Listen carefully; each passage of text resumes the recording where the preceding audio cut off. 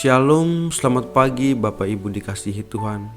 Kembali lagi pada pagi ini bersama-sama kita akan membaca dan merenungkan firman Tuhan. Namun saya mengajak Bapak Ibu, mari kita berdoa terlebih dahulu. Mari kita berdoa.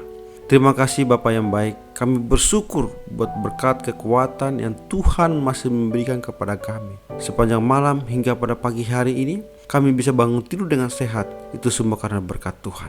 Terlebih lagi, pada pagi ini ada kesempatan yang sangat luar biasa, yaitu kami mau membaca dan merenungkan firman Tuhan. Tuhan, bukalah hati dan pikiran kami, supaya firman yang kami baca, kami renungkan, kami dapat melakukannya di dalam kehidupan kami hari lepas hari. Terima kasih Bapa yang baik, kami sambut firman-Mu penuh dengan ucapan syukur. Haleluya, amin. Baik Bapak Ibu, pada pagi hari ini saya akan memberikan tema untuk kita renungkan bersama, yaitu kedewasaan pribadi. Kedewasaan pribadi. Kita buka Alkitab kita dalam kitab Kejadian pasal 45 ayat 5 sampai dengan ayat yang ke-8. Saya akan membacakannya bagi kita semua. Tetapi sekarang janganlah bersusah hati dan janganlah menyesali diri karena kamu menjual aku ke sini. Sebab untuk memelihara kehidupanlah Allah menyuruh aku mendahului kamu. Karena telah 2 tahun ada kelaparan dalam negeri ini, dan selama 5 tahun lagi orang tidak akan membajak atau menuai. Maka Allah telah menyuruh aku mendahului kamu untuk menjamin kelanjutan keturunanmu di bumi ini, dan untuk memelihara hidupmu sehingga sebagian besar daripadamu tertolong. Jadi bukanlah kamu yang menyuruh aku ke sini, tetapi Allah, dialah yang telah menempatkan aku sebagai bapa bagi Firaun dan tuan atas seluruh istananya dan sebagai kuasa atas seluruh tanah Mesir. Bapak Ibu yang dikasihi Tuhan, kedewasaan seseorang tidaklah ditentukan dari usia. Kedewasaan seseorang ditentukan dari beberapa besar ia bersedia menerima tanggung jawab. Seseorang mungkin secara usia bisa dibilang tua, tetapi sebagai pribadi mungkin dikatakan tidak, karena dia tidak berani menerima tanggung jawab. Tanggung jawab apa yang kita pelajari melalui kehidupan Yusuf? Ada 4 hal yang kita akan belajar dari Yusuf. Yang pertama, Yusuf bertanggung jawab atas dirinya sendiri. Firman Tuhan mengatakan, maka Allah telah menyuruh aku mendahului kamu untuk menjamin kelanjutan keturunanmu di bumi ini, dan untuk memelihara hidupmu sehingga sebagian besar daripadamu tertolong. Jadi bukanlah kamu yang menyuruh aku ke sini, tetapi Allah. Dialah yang telah menempatkan aku sebagai bapa bagi Firaun dan tuan atas seluruh istananya dan sebagai kuasa atas seluruh tanah Mesir. Yusuf punya tanggung jawab terhadap dirinya sendiri. Apakah ia mengeluh dengan semua kejadian yang menyengsarakannya? Ataukah sebaliknya ia mau bangkit kembali dari keterpurukannya? Ia juga bertanggung jawab terhadap dirinya sendiri. Apakah ia mau tetap hidup dalam kepahitan terhadap saudara-saudaranya? Ataukah ia mau mengampuni mereka? Setiap kita dalam kehidupan ini bertanggung jawab terhadap diri kita masing-masing.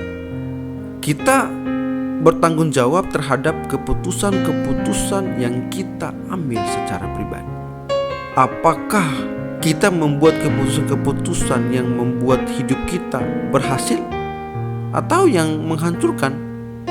Apabila kita menyerah terhadap masalah-masalah kita atau mengambil keputusan untuk menyelesaikannya, itu tanggung jawab kita.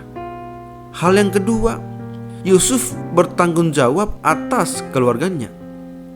Tanggung jawab Yusuf terhadap keluarganya nampak ketika ia menjalankan apa yang ayahnya perintahkan, yaitu menggembalakan kambing domba.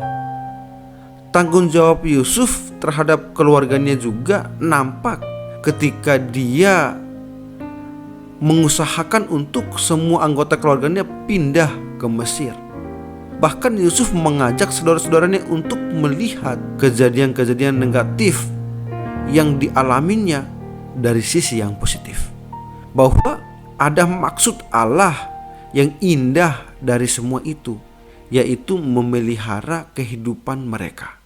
Kedewasaan pribadi kita dibuktikan bukan hanya bagaimana kita bertanggung jawab terhadap diri pribadi kita, melainkan juga terhadap keluarga kita, baik untuk memelihara, menjaga, serta membawa mereka dalam kehidupan yang lebih baik.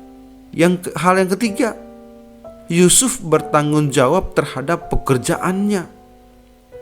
Tanggung jawab ini nampak ketika Yusuf ada di rumah Potifar. Semenjak Yusuf ada di rumah Potifar, ia mempercayakan segalanya kepada Yusuf.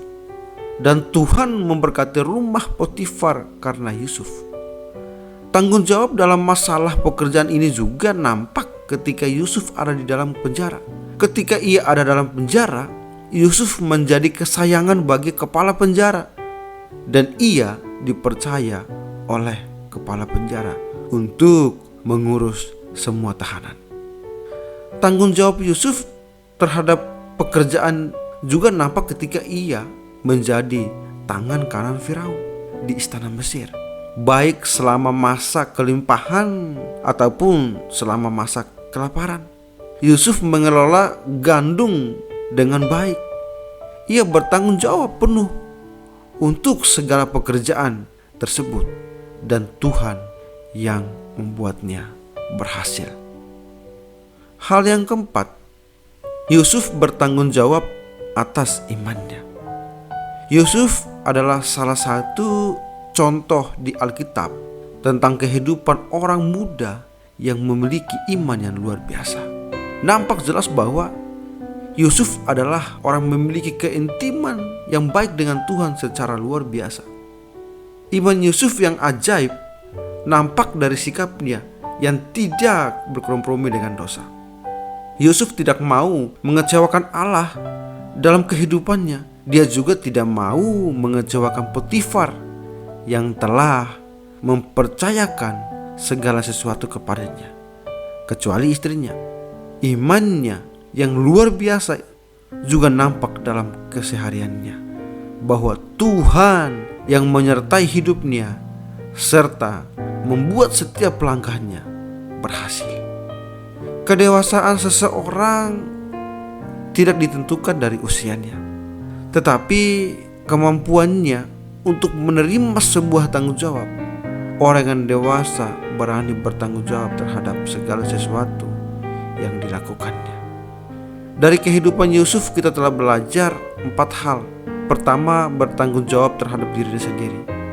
Kedua, Yusuf bertanggung jawab terhadap keluarganya dengan jalan mengusahakan kemakmuran bagi keluarganya.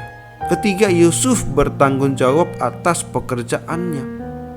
Ia bukan saja orang yang bisa dipercaya, tetapi dia juga melaksanakan pekerjaan itu dengan penuh rasa tanggung jawab. Keempat, Yusuf adalah orang yang bertanggung jawab terhadap imannya. Dia tidak mau berkompromi dengan dosa. Ketika dia digoda oleh istri Potifar, dia tidak mendengarkannya. Marilah kita menjadi pribadi-pribadi yang dewasa dalam Tuhan, bukan hanya merenungkan tetapi juga mempraktekkannya dalam kehidupan kita sehari-hari. Amin. Mari kita berdoa. Terima kasih Bapa yang baik.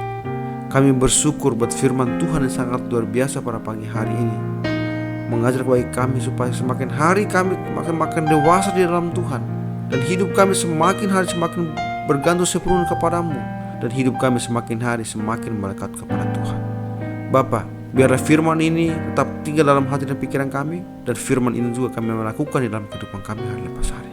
Bapa, sebentar lagi kami akan melanjutkan setiap kegiatan kami, aktivitas kami sepanjang hari ini. Biarlah penyertaan-Mu, biarlah perlindungan-Mu yang selalu menyertai dan memelihara kami, yang selalu memberkati kami dalam setiap langkah kami. Terima kasih Bapa yang baik. Kami serahkan seluruh hidup kami pada pagi hari ini ke dalam tangan Tuhan.